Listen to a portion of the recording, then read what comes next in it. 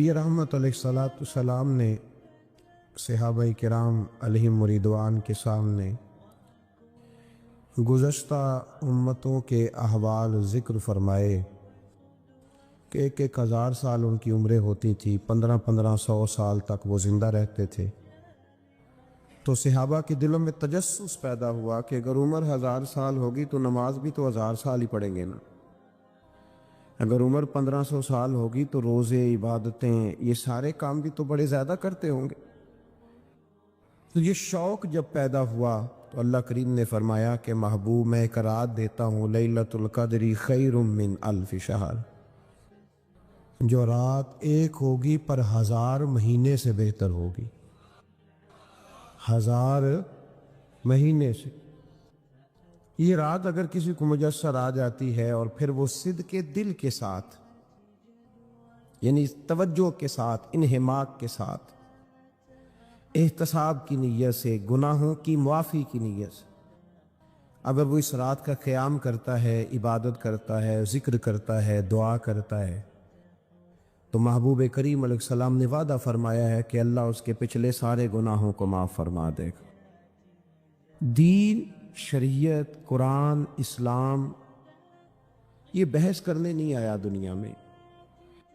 علماء جو بحث کرتے ہیں وہ توضیحات کے لیے، تشریحات کے لیے، تفاسیر کے لیے، وہ ان کا مقام ہے، لیکن ہم جو عوام بحث کرتے ہیں تو سمجھ لیں کہ دین بحث کرنے کے لیے نہیں آیا، دین تو عمل کرنے کے لیے آیا، اس پر عمل کیا جائے گا، عمل کی کوشش کی جائے گی۔ اور قرآن مجید نے کہا من عمل صالحا من ذکر او انثی، جو کوئی بھی اچھے عمل کرے چاہے وہ مرد ہو یا عورت ہو، وہو مؤمن، شرط یہ ہے کہ وہ مومن ہو، فَلَنُحْيِيَنَّهُ حَيَاتًا طَيِّبَةً، فرمایا ضرور ہم اسے پاکیزہ زندگی عطا فرما دیں گے۔ جو عمل والے لوگ ہوتے ہیں انہیں اللہ کون سی زندگی دیتا ہے؟ حیات طیبہ، پاکیزہ زندگی۔ اللہ پاک، صاف ستھری، غلاظتوں سے پاک زندگی دیتا ہے جو بندہ عمل کرتا ہے۔ توبہ کا مطلب یہ ہوتا ہے کہ میں پچھلے گناہ پہ شرمندہ ہوں اور آئندہ نہ کرنے کا پکا وعدہ کرتا ہوں۔ انسان ہے، وعدے کے باوجود بھی کہیں غلطی کر لیتا ہے تو اللہ معاف کرنے والا ہے، لیکن وہ ساری رات روتا رہا، ہر مسجد سے چیخنے کی آواز آئی، اس نے ساری رات مسجد میں رو کے گزاری، لیکن جھوٹ چھوڑنے کا اس کا ارادہ ہی کوئی نہیں۔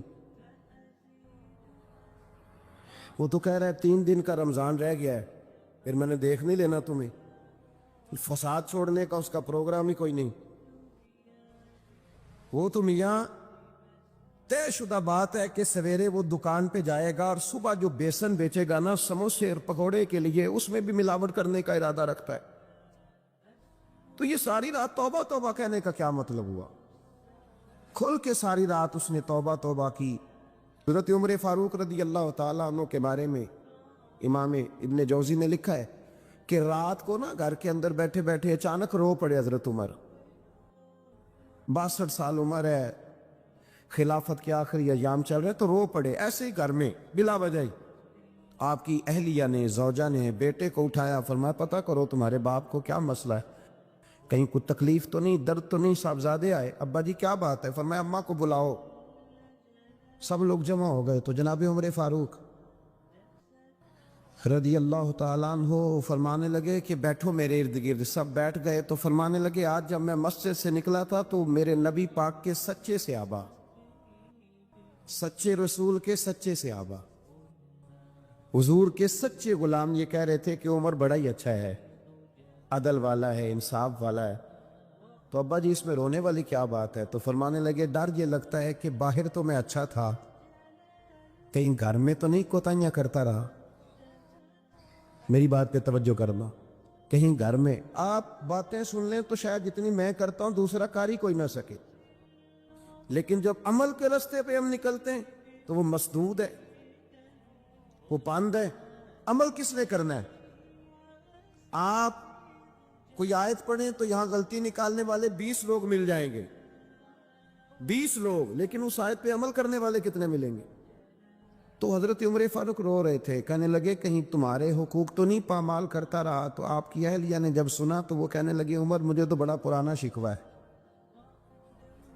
آپ کا جاہ جلال اتنا تھا میں بات نہیں کر سکی۔ عمر تم نے سارا دن مسجد میں گزار دیا اور ساری رات نقاب اوڑھ کے مدینے کی گلیوں میں گزار دی، میں تو زندگی کی کوئی خوشی دیکھ ہی نہیں سکی۔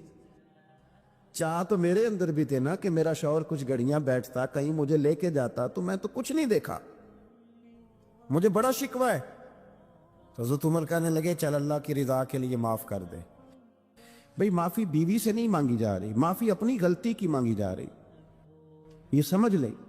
بیوی کے لیے تو خاوند کا بہت بڑا مقام ہے نا، لیکن یہاں غلطی کس بات کی ہے؟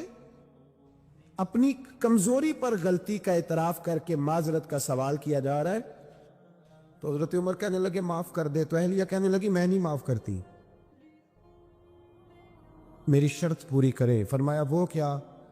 فرمانے لگی قیامت میں جب اللہ آپ کے لیے جنت کا حکم دے گا تو آپ میری سفارش کریں گے اللہ کی بارگاہ میں؟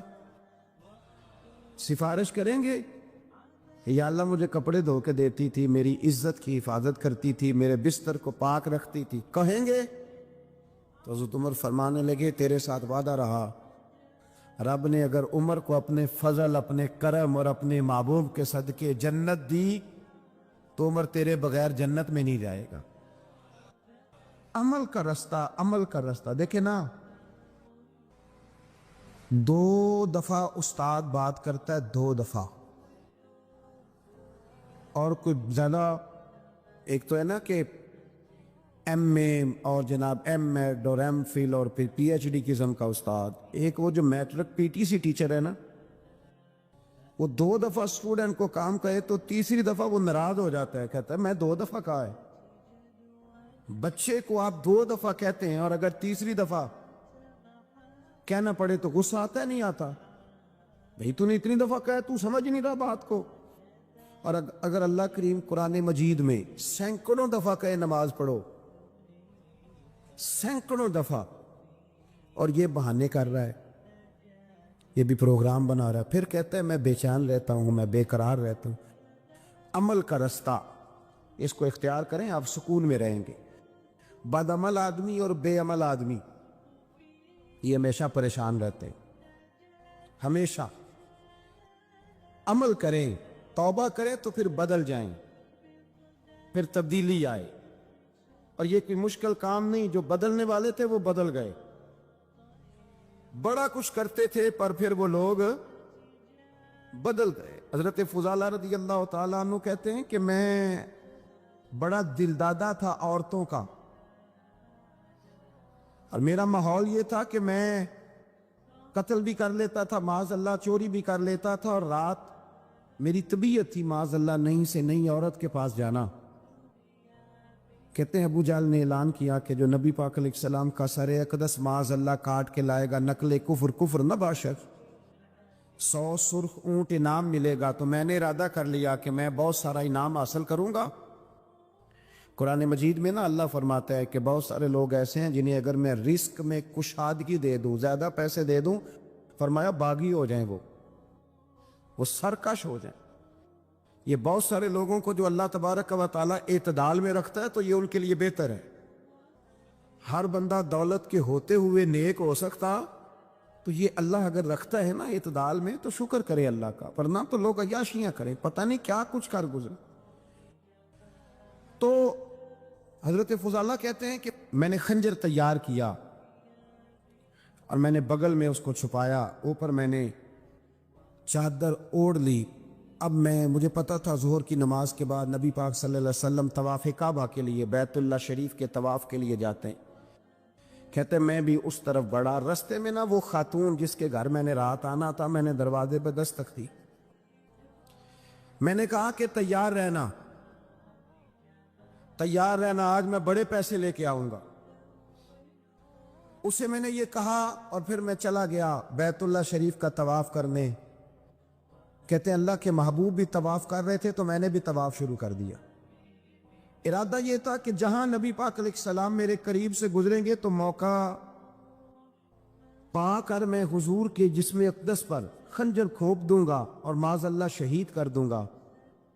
کہتے ہیں حضور ایک دفعہ بھی میرے پاس سے گزرے تو میں ہمت نہ کر سکا، دوسری دفعہ بھی پاس سے گزرے تو میں ہمت نہ کر سکا، تیسری دفعہ بھی گزرے تو میں ہمت، نبی کریم صلی اللہ علیہ وسلم 2-3 دفعہ گزرے تو فرماتے ہیں کہ مجھے موقع نہ ملا، اس لیے کہ حضور فرماتے ہیں اللہ نے روب کے ساتھ میری مدد فرمائی، دشمن پر میرا روب طاری ہو جاتا۔ فرماتے ہیں جب چکر پورے ہو گئے تو محبوب کریم نہ چھٹے چکر پہ فرمانے لگے فضالہ چکر ایک رہ گیا ہے، بے خبر ہو جو غلاموں سے وہ آقا کیا ہے، ایک پھیرا رہ گیا ہے۔ کہتے طواف مکمل ہو گیا تو محبوب میرے قریب آئے، فرمایا وہ کام کرتے کیوں نہیں جس کے لیے آئے تھے؟ میں نے عرض کی یا رسول اللہ کون سا کام، کیسا کام؟ اندر تو چور تھا نا، بانج فقیروں کسے نہیں ماریا اے ہوئی چور اندر دا، اندر چور تھا نا۔ کہتے ہیں حضور نے مجھے کندھے سے پکڑ کے ہلایا، فرمایا کرتے کیوں نہیں؟ جب حضور نے ہلایا تو وہ خنجر بھی پیروں میں گرا اور میں بھی رسول اللہ کے پیروں میں گر گیا۔ میں نے کہا حضور مجھے کلمہ پڑھا دے۔ کہتے ہیں حضور نے پہلے میرے دل پہ دست مبارک پھیرا، پھر میرے نبی نے مجھے کلمہ پڑھا دیا۔ اب نہ مرید ہونے والا کہتا ہے کہ جی آہستہ آہستہ میں ٹھیک ہو جاؤں گا۔ اب وہ آہستہ آہستہ کا کیا ترجمہ ہے یہ بالکل سمجھ نہیں آتی۔ بھئی کسی بندے سے 5 لاکھ روپیہ لینا ہے تو اس سے وہ کہتا ہے جی میں آہستہ آہستہ دوں گا، 500 روپیہ دے دیا کروں گا روز کا، تو کہتے ہیں میری رقم خراب ہوتی ہے، پورے دو۔ اور نیکی کی بات جب آتی ہے تو کہتے ہیں حضرت صاحب دین اتنا سخت نہیں ہے، میں آہستہ آہستہ ٹھیک ہو جاؤں گا۔ اب میں مغرب عشاء پڑھنی شروع کر دیا میں نے، اب میں تسبیح لے لی ہے، کل میں نے بھی آہستہ آہستہ میں ٹھیک ہو جاؤں۔ یعنی رقم لینی ہو تو وہ آہستہ آہستہ قبول نہیں ہے، لیکن اور مکان کی رجسٹری اگر کرانی ہو تو مالک مکان کہے کہ آہستہ آہستہ کرا لو، کہتے ہیں پیسے پورے دیے، سویرے چل اور بیان دے۔ یہ کیا بات ہوئی؟ یہاں یہ جو ہمارا ماحول تھا نا کر لیں گے ہو جائے گا، یقین کریں لوگ قبروں میں چلے گئے ہیں پر مسجدوں میں نہیں آئے۔ ہر کام سے لوگ ریٹائر ہوئے پر گناہوں سے ریٹائر نہیں ہوئے، آخر تک تباہی اتر گئی لیکن لوگ بدلنے کو تیار نہ ہوئے۔ حضرت فضالہ کہتے ہیں ابھی میں نے کلمہ پڑھا، ابھی میں واپس آیا، رستے میں وہ بی بی کھڑی تھی، کہتے ہیں میں وہ شخص تھا کہ عورتیں مرتی تھی میرے اوپر، اور کسی کی جرت تھی کہ وہ آئیں بائیں شائیں کرے، لیکن فرماتے ہیں میں بی بی کے پاس سے گزر گیا۔ پہلے تو اس کا خیال تھا رکے گا، لیکن جب میں رکا نہ تو دروازے پہ آئی، اور جب میں گزر گیا تو اس نے آواز دی، لیکن میں نے سنی انسنی کر دی، جب آگے بڑھا تو میرے پیچھے دوڑی۔ فرماتے ہیں مجھے پکڑ کے کہنے لگی فضالہ تجھے کیا ہوا، تو وہی نہیں جو یہاں سے گیا تھا؟ آپ فرماتے ہیں میں کبھی نہیں رویا تھا، میں کبھی نہیں رویا تھا، اور جب کہا نا تو وہی نہیں، کہتے میں نے سر اٹھایا تو میری آنکھوں میں آنسو تھے، میں نے کہا میں جو گیا تھا وہ نہیں ہوں، اب تو میں محمد عربی کا غلام بن گیا، اب میں وہ نہیں ہوں، اب نہیں ہو سکتا کہ کوئی میری نظر میلی ہو جائے، یہ کیسے ممکن ہے؟ اب نا اسلام کی تعریف ہم نے یہ کی ہے کہ خبردار کوئی ہمارے قریب نہ آئے، ہم کسی کو بات نہیں کرنے دیتے کہ ہم مسلمان ہیں، ہم بات نہیں کرنے دیتے۔ پتہ کیا بات ہے؟ ایک میری یہ تقریر ہوتی ہے ممبر پہ، اور ایک میرا عمل ہوتا ہے جب میں سفر کرتا ہوں، جب میں گاڑی میں بیٹھتا ہوں، جب میں دوستوں سے ملتا ہوں۔ جب ان دونوں باتوں میں تضاد آتا ہے نا، تضاد، تو لوگ تقریر کو جذبات نہیں کہتے، ایک فن بن جاتی ہے تقریر۔ آپ کو پتہ ہے نا وائزین نعت خواں کہتے ہیں میں نے محفل لوٹ لی، پھر لوگ شمار کرتے ہیں کتنے لوگوں نے سبحان اللہ کہی، پھر لوگ شمار کرتے ہیں کہ آج 5 بندے روئے بھی تھے جب میں تقریر کر رہا تھا۔ تو پھر یہ فن ہے، یہ جذبات کا اظہار۔ سمجھ لے بات کو کہ عمل جب آپ نہیں نہ کرتے عمل، تو آپ خود بڑے بے چین رہتے ہیں کہ یار یہ میں کیا کر رہا ہوں، یہ کون سا گورکھ دھندا ہے کہ میرا عمل صفر ہوتا جا رہا ہے۔ ہمارے ایک استاد تھے تو وہ فرمایا کرتے تھے کہ اگر پڑھے لکھے آدمی کو تم بے عمل دیکھو تو اس سے دور ہٹ جایا کرو، ورنہ تمہیں بھی بے عمل کر دے گا۔ میں نے ان سے عرض کی، میں نے کہا حضور یہ کیا ہے؟ تو فرمانے لگے اپنے حضرت صاحب سے پوچھنا، وضاحت کریں گے۔ میں نے حضرت صاحب سے کہا جی عجیب بات کر دی ہے، علم والے بندے کے پاس بیٹھ کے تو علم آتا ہے۔ تو وہ فرما رہے تھے کہ علم والے بندے کے پاس اگر وہ بے عمل ہو تو بالکل نہ بیٹھنا۔ تو حضرت صاحب فرمانے لگا انہوں نے صحیح کہا ہے۔ اب بات بہت بڑی ہے، پتہ نہیں آپ کی سمجھ میں آتی ہے نہیں آتی، بہرحال کر دیتا ہوں۔ پڑھا لکھا بندہ اگر بے عمل ہو تو اس کے پاس ہے؟ تو میں نے کہا حضور کیوں؟ فرمانے لگے اس لیے کہ وہ اپنی بے عملی پر بھی دلائل دے گا، وہ بے عملی پر بھی دلیلیں قائم کرے گا کہ یہ وجہ ہے تو اس لیے میں ایسے کر رہا ہوں۔ تو چونکہ وہ بے عمل ہے اور ہے پڑھا لکھا، نبی کریم صلی اللہ علیہ وسلم کے غلام نہ پل بھر میں بدل جاتے تھے۔ اور اللہ تعالیٰ بھی نا بڑے موقع دیتا ہے ہمیں، بڑے موقع۔ حضور نے فرمایا جس نے ایمان اور احتساب کی نیت سے روزے رکھے وہ نئی زندگی کا آغاز کرے، اس لیے کہ اللہ نے اس کے پچھلے سارے گناہ معاف فرما دیے۔ میرے نبی کریم علیہ الصلوۃ والسلام نے فرمایا جو شخص بیمار ہو گیا، مریض ہو گیا، اور نسائی شریف میں فرمایا کہ 3 دن تک بستر پہ رہا اور اس نے شکوہ نہ کیا اللہ کا، اور جب وہ شفا یاب ہو کے بستر سے اٹھا ہے نا، تب اللہ نے اس کے پچھلے سارے گناہ معاف فرما دیے۔ اور فرمایا جو حج کرنے گیا، حج کر کے واپس آیا، اللہ کے حبیب فرماتے ہیں یوں سمجھے کہ میں آج ہی ماں کے پیٹ سے پیدا ہوا۔ بڑے موقع اللہ نے دیے، بڑے موقع، بڑے سارے موقع عطا فرمائے کہ میں تیرے پچھلے گناہ معاف کر دوں گا، تو بھی تو نئی زندگی کا آغاز کرنا، تو بھی تو شروع کرنا نئے سرے سے، تو بھی تو بدل کے آنا، تو بھی تو اپنے اندر تبدیلی پیدا کرنا۔ سالوں بیت گئے، ہمیں سالوں بیت گئے، تقریر کرتے، تقریر سنتے، قرآن سنتے، پورا پورا قرآن سنتے، ترجمہ اور تفسیر لوگوں نے پڑھ پڑھ کے بڑا بڑا جگہوں پہ لوگ دلائل دیتے، بات کرتے۔ کب وہ وقت آئے گا جب ہم عمل کریں گے؟ تھوڑا تھوڑا مجھے سفر کرنا پڑتا ہے، دنیا میں گھومتا رہتا ہوں، تو کچھ چیزیں ایسی ہوتی ہیں جو کبھی کبھی انوکھی ہو جاتی ہیں۔ میں ایک جگہ پہ تھا تو وہاں 4 5 6 عمرے کے ٹکٹ تھے محفل میں، تو ہمارے آپ کو پتہ ہے نا وہ تو دلیلوں والے لوگ ہیں، ان بیچاروں کو بھی کوئی دلیل نہیں ملتی۔ تو ایک صاحب مجھے کہنے لگا جی عمرے کا ٹکٹ دینا جائز ہے قرآن اندازی کر کے؟ میں نے کہا یار چلو جائز ہی رہنے دو، تیری مہربانی، کہ اب اس پہ بھی اعتراض آ گیا ہے۔ میں نے کہا 100% جائز ہے، کوئی اس میں کوئی ایسی بات نہیں ہے، لیکن اندازی تو شروع ہو گئی جو حدیث میں نہیں آئی، عمرے کے ٹکٹ والی ہے جائز، پر نبی پاک نے جس قرآن اندازی کا کہا تھا وہ کب ہوگی؟ حضور نے فرمایا تمہیں پہلی صف کے ثواب کا پتہ چل جائے تم قرآن اندازی کرو۔ وہ کس دن کرنی ہے؟ کس مسجد میں ہوتی ہے؟ حضرت عبداللہ ابن مسعود فرماتے ہیں تمہیں پتہ چلے اذان کا ثواب کتنا، تم قرآن اندازی کرو۔ کب کرنی ہے؟ کون پڑھے گا اذان؟ کون یہ آگے بڑھ کے کام کرے گا؟ بھئی جو قرآن اندازی حدیث میں ہے وہ کب ہوگی؟ یہ تو قرآن اندازی شروع ہو گئی اور ہو رہی ہے، اب تو لوگ جہیز دینے لگے ہیں قرآن اندازی کر کے، یہ ماحول بن گئی۔ دین عمل کرنے کے لیے آیا ہے، جو حکم میرے نبی پاک کے غلاموں کو ملا انہوں نے عمل کر کے دکھایا، انہوں نے عمل کر کے دکھایا، وہ عمل کے میدان کے لوگ تھے۔ حضرت ابوبکر صدیق سے زیادہ روایات مروی نہیں ہیں، اگر ڈھونڈنے نکلو گے تو زیادہ قول نہیں ملیں گے ان کے۔ حضرت عمر فاروق کے زیادہ اقوال، زیادہ ارشادات آپ کو نہیں ملیں گے۔ حضرت سیدنا عثمان غنی کی زیادہ باتیں آپ کو نہیں ملیں گی، ان کا عمل ملے گا، ان کا کردار ملے گا، ان کا لب و لہجہ ملے گا، زندگی گزارنے میں کیا طریقہ اختیار کیا وہ آپ کو ملے گا۔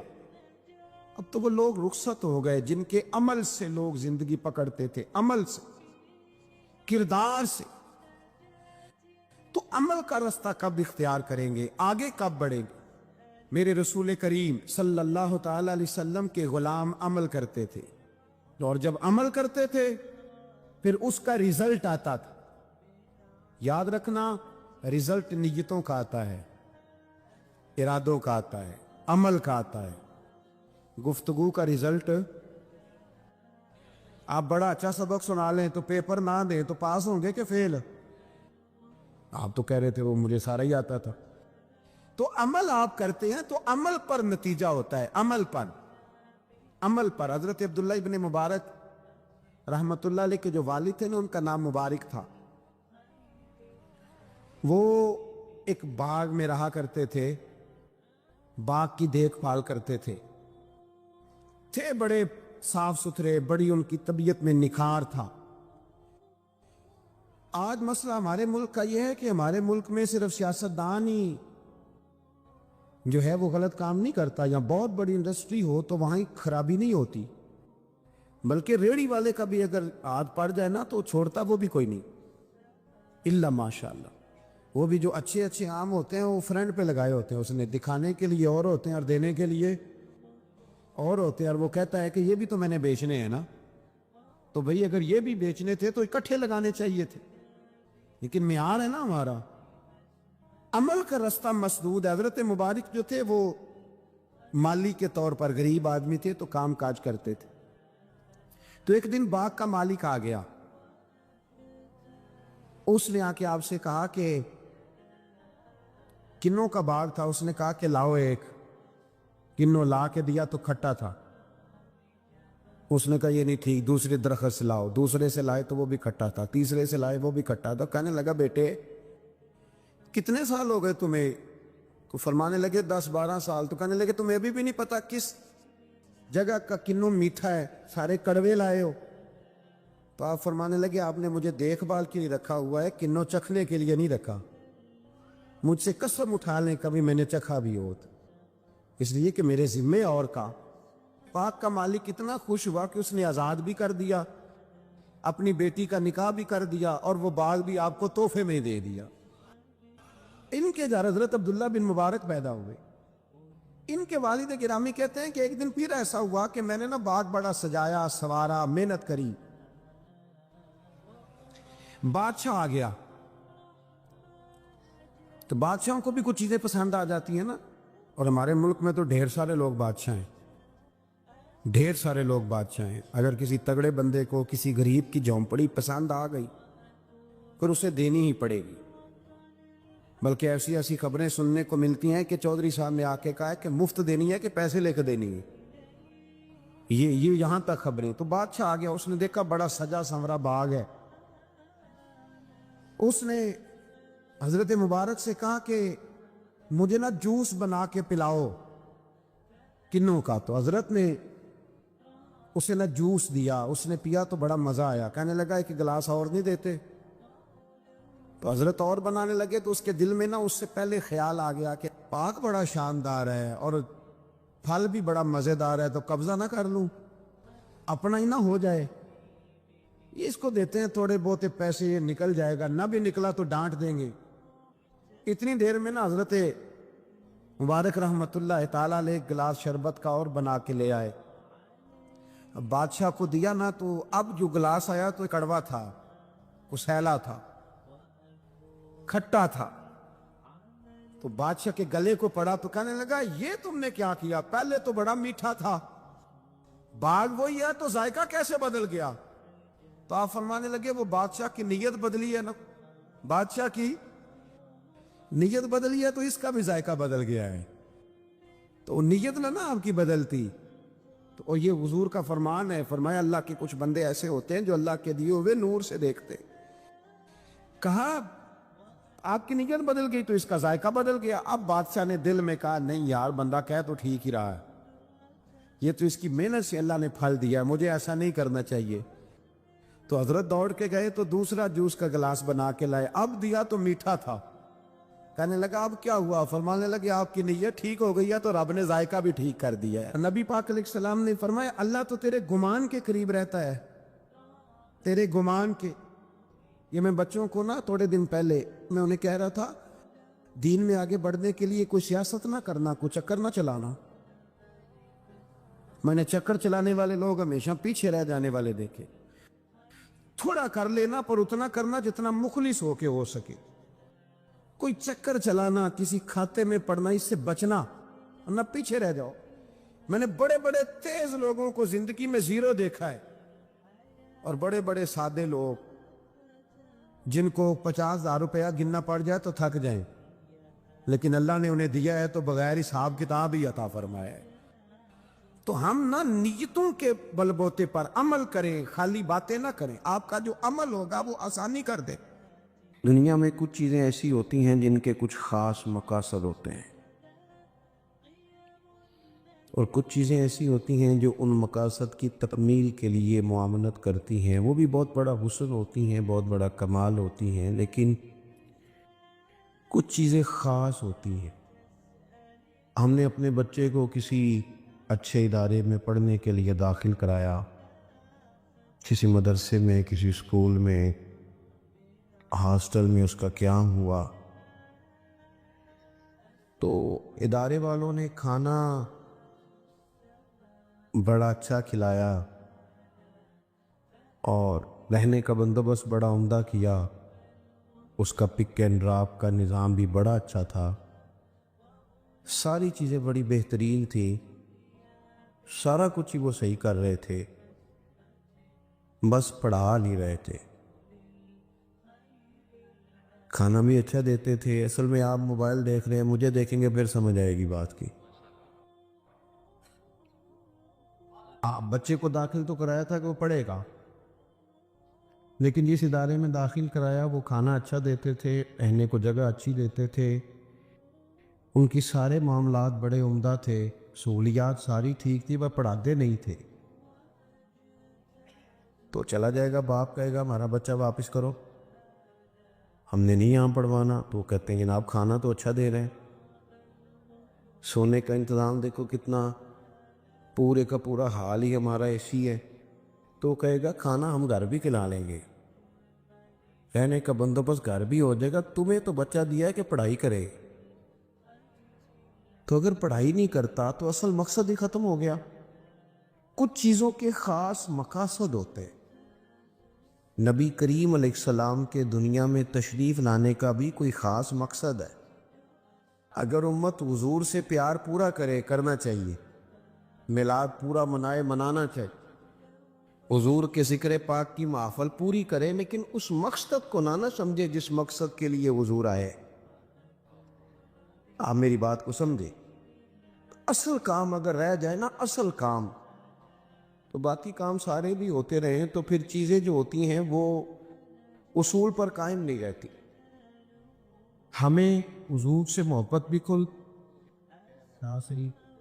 ہے، نعت بھی کھل کے پڑھنی ہے، ذوق شوق بھی پورا رکھنا ہے، لیکن جو محبوب کے تشریف لانے کا مقصد ہے اسے بھی کبھی نہیں بولنا، اس پر بھی غور کرنا ہے، اور اس مقصد کی تکمیل کے لیے حضور نے محنت بڑی فرمائی، جد و جہد کی ہے، راتیں بیدار رہ کر کے گزاری ہے۔ رسول کریم صلی اللہ تعالی علیہ وسلم کبھی منڈیوں میں، کبھی میلوں میں، کبھی طائف میں، کبھی جنگوں میں،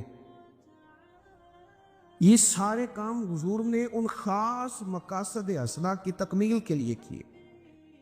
میں نے زیادہ باتیں نہیں کرنی، آپ میری بات پر غور کریں گے تو میں جلدی بات کو سمیٹوں گا۔ تو قرآن مجید نے کئی مقامات پر ان مقاصد کا بیان فرمایا ہے۔ ایک مقام پہ فرمایا وَدَاعِيًا إِلَى اللَّهِ بِإِذْنِهِ وَسِرَاجًا مُنِيرًا، ہم نے نا اپنے محبوب کو داعیہ اللہ بنایا ہے، حضور اللہ کی طرف دعوت دینے آئے، اللہ کی جانب بلایا نبی پاک۔ حضور نے طے کر دیا کہ سجدہ سوائے رب کے کسی کے لیے جائز نہیں، طے کر دی نبی کریم نے۔ دیکھے نا، اگر کوئی شخص اللہ کو نہیں نہ پہچانتا، مالک کو نہیں پہچانتا، تو زندگی کے سارے مقاصد ہی فوت ہو جاتے ہیں، سارے، پھر تو ہر چیز ہی ختم ہو گئی ہے۔ اگر عقیدہ ہے توحید و رسالت ہی نہیں ہے تو ہر چیز ختم ہو گئی۔ مریں گے، پھر قبر میں جائیں گے، پھر قبر کی دو حالتوں میں سے اللہ کے فضل سے رحمت والی حالت ہی ملے گی۔ آخرت کے معاملات ہیں دنیا میں، جب تک انسان اپنے رب کریم کو نہیں پہچانتا، حضور نے بتایا، حضور نے قرآن مجید میں جتنی مکی صورتیں ہیں وہ عقیدہ توحید پر اور عقیدہ رسالت پر اور عقیدہ آخرت پر زور دیتے. عقیدہ یہ جو لوگ ڈرے ڈرے رہتے ہیں نا، سہمے سہمے پریشان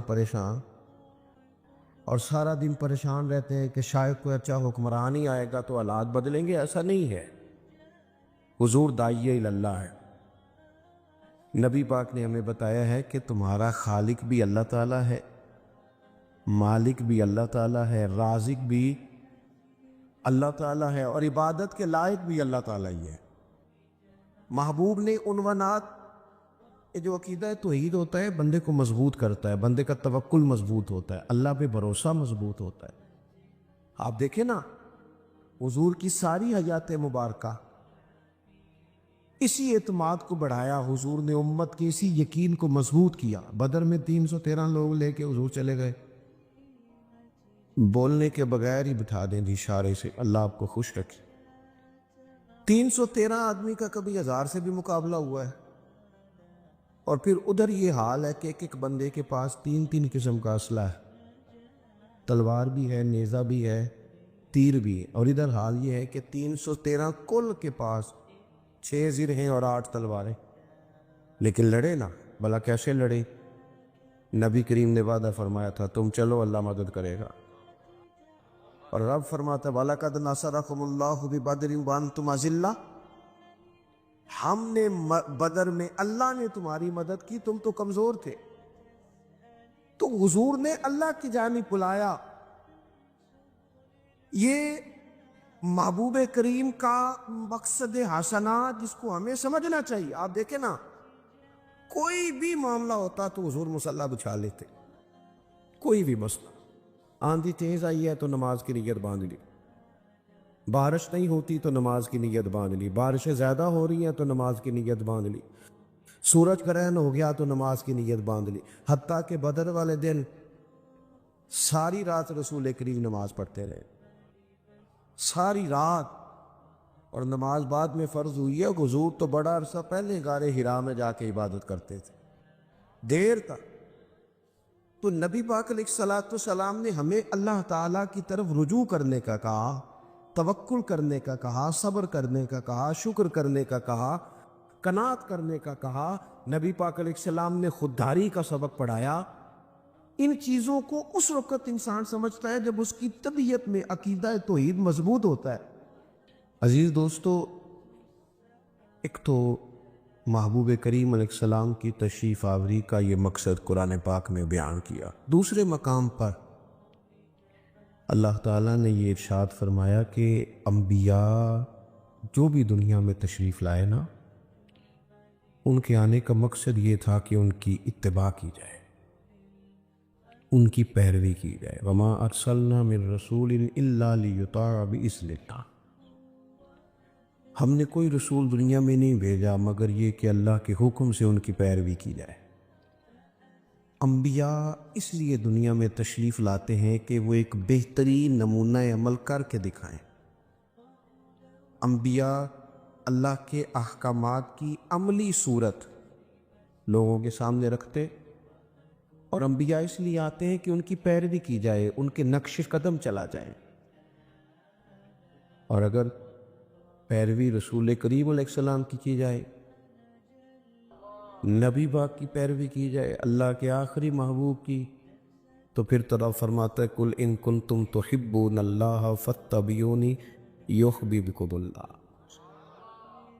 پھر تو اللہ فرماتا ہے محبوب آپ ان سے کہہ دے کہ اگر یہ آپ کی پیروی کریں گے، رب سے محبت کی چاہت رکھنے والے آپ کی پیروی کریں، ملے گا کیا؟ یحببکم اللہ، اللہ خود ان سے محبت فرمائے گا، محبوب ہو جائیں گے اللہ تعالیٰ. اصول کی اور فرما برداری چند ایک چیزوں میں نہیں. الحمدللہ میں نے پگڑی باندھی ہے، داڑھی رکھی ہے، کوشش کرتے ہیں، اللہ توفیق دے، لیکن دین صرف ظاہری اولیے کا نام نہیں. فقط کوئی آدمی کہے کہ میں نے چند چیزیں پہن لی ہیں تو اب میں مکمل دیندار ہو گیا ہوں، صرف ظاہری ولیے کا نام دین نہیں. نبی پاک کی جو سنت سب سے پہلے معروف ہوئی ہے نا، جس ادا سے لوگوں نے حضور کو سب سے پہلے جانا ہے وہ تو صادق اور امین ہونا ہے، کہ یہ سچ بولتے ہیں، یہ دیانتدار ہے، یہاں سے تو آغاز ہوا۔ ترمذی شریف میں موجود ہے نا، نبی پاک صلی اللہ تعالیٰ علیہ وسلم نے فرمایا حضرت انس بن مالک سے، حضور نے فرمایا اے انس، اے میرے بیٹے، اگر ہو سکے تو صبح اس حال میں کرنا کہ تمہارے دل میں کسی کا بغض نہ ہو۔ اگلے لفظ کیا ہیں حدیث کے؟ فرمایا تمہارے دل میں کسی کا بغض نہ ہو، یہ میری سنت ہے۔ فرمایا یہ میرا طریقہ ہے، اور مجھ سے اسی نے محبت کی جس نے میرے طریقے سے محبت کی۔ میرا مسواک سے دانت صاف کرنا ہی سنت نہیں، دل صاف کرنا بھی سنت ہے۔ باطن کا صاف اور کشادہ ہونا یہ بھی حضور کا طریقہ ہے۔ لیکن چھوٹی چھوٹی جنگیں ہیں، ہر گھر میں چھڑی ہوئی ہیں، چھوٹے چھوٹے معاملات ہیں، کوئی لمبی بات نہیں، لیکن بڑے بڑے لوگ ہیں قریب رہ کے قریب نہیں۔ دو چار باتوں کی وجہ سے ہم الجھ گئے ہیں اور دور نکل گئے ہیں۔ سینوں کی کشاد کی حضور کی پیروی ہے، دل صاف رکھنا یہ نبی کریم کا طریقہ ہے۔ میرے عزیزوں، حضور کی مکمل پیروی دیکھو، صحابہ حضور کی پیروی کرتے تھے، ان کے چہرے بھی اسی طرح کے جس طرح، دیکھیں نا، ہم سارے کہتے ہیں نا کہ رسول پاک کا چہرہ بڑا خوبصورت ہے بھی خوبصورت، اور کائنات میں ایسا چہرہ کسی کا نہیں جیسا حضور کا ہے۔ سارے اس کی تعریف بھی کرتے ہیں نا، تو پھر حضور کا تو چہرہ داڑھی والا ہے، جس کو سب سے سونا مانتے ہو پھر اس کے مطابق بن بھی تو جانا چاہیے نا۔ لیکن ہم نا کچھ چیزوں کی تعریفیں کرتے ہیں، اس حسن کی طرف بڑھتے نہیں۔ محبوب کی سنت کو، شریعت کو، دین نفاذ کے لیے آیا۔ دیکھو، دین فقط اس لیے نہیں آیا کہ اس پہ مقالے پڑھے جائیں، اس پر تقریریں کی جائیں، اس پر جلسے کیے جائیں، ایک عنوان کو بار بار ثابت کیا جائے۔ دین تو عملی نفاذ کے لیے آیا، عملی دین عمل کے لیے آیا۔ دین ہمارے ہاں فوت کی کوئی ہو جائے تو محفل، اور اگر مہندی ہو تو ہم نے یہ سمجھا دین صرف مسجد چلانے کا طریقہ بتاتا ہے۔ نہ بھائی، دین مسجد چلانے کا طریقہ بھی بتاتا ہے اور حکومت چلانے کا طریقہ بھی بتاتا ہے۔ حکومت چلانے کا ہم نے اس طرح کیا ہے کہ چند ایک چیزوں میں بعض چیزوں کو بند کر دیا۔ یہ تنگ دلی ہے، یہ تنگ نظری ہے۔ ہم اس دین کے ماننے والے ہیں جو دین اپنی حقانیت کے طاقت کے بلبوتے پر غلبہ رکھتا ہے، غلبہ طاقت رکھتا ہے۔ دین کو عملاً نافذ کریں اپنی زندگی میں، عملاً۔ اور نیکیاں جمہوری نہیں ہوتی کہ سارے کریں گے تو ہم بھی کریں گے، اگر کوئی نہ بھی عمل کرے تو ہم نے پھر بھی عمل کرنا۔ کوئی ہم کہتے ہیں جی ساری دنیا کو چھوڑو، ساری دنیا تو کچھ اور کہہ رہی تھی، لیکن ابو بکر صدیق اکیلے کچھ اور کہہ رہے تھے، مولا علی اکیلے کچھ اور کہہ رہے تھے، حضرت فاروق اعظم، حضرت عثمان غنی، حضرت طلحہ زبیر یہ الگ کہہ رہے۔ نے کہا تمہاری سمجھ میں نہیں بات آتی، موت کرو، ہمارا ضمیر گواہی دیتا ہے کہ یہ اللہ کے سچے رسول ہے۔ اس لیے حضور کی فرما برداری۔ اور تیسری جگہ بس میں اسی پر اپنی بات تمام کروں گا، کما ارسلنا فیکم رسولا منکم یتلو علیکم آیاتنا۔ اللہ فرماتے ہیں کہ ہم نے تمہیں میں سے تمہیں رسول دیے، یہ تم پر ہماری آیتیں پڑھیں گے، آیتیں پڑھیں گے، وَيُزَكِّيكُمْ، اور تمہیں پاک کر دیں گے۔ تزکیہ نفس قرآن سے ہوتا ہے، تزکیہ نفس قرآن سے ہوتا ہے، باطن کی صفائی قرآن سے ہوتی ہے۔ اور جو قوم مہینہ پڑھی نا، اسٹیج پہ ہر نقیب، ہر خطیب، ہر وائز آگے کہتا ہے سارا قرآن حضور کی تعریف ہے، تو پھر پڑھنا چاہ رہا تھا تو سنا، پھر تو شعر ہی دیا ہے، وہ بھی پڑھ، اچھی بات ہے، لیکن آپ نے دعویٰ کیا ہے کہ قرآن حضور کی، اور ہے بھی۔ سیدہ عائشہ صدیقہ رضی اللہ تعالیٰ عنہ سے کسی نے پوچھا کہ نبی پاک کے اخلاق، تو فرمایا سارا قرآن میرے نبی کے اخلاق ہی ہے، تو ان کو پڑھے۔ ابھی آپ دیکھیں نا، شاہ صاحب کتنا مزہ لے رہے تھے، قاری صاحب پڑھ بڑا عمدہ رہے تھے، لطف لے رہے تھے. سورہ والضحیٰ کی تلاوت ہو رہی تھی نا، اتنی بڑی بھی کوئی تعریف ہوگی جو اللہ نے بیان کر دی ہے. ہم کیا کرتے ہیں، ہمارا مزاج ہی ہو گیا ہے کہ ہم نا وہ بس ٹھیک ہے، میرا جی ذوق کہتا ہے تو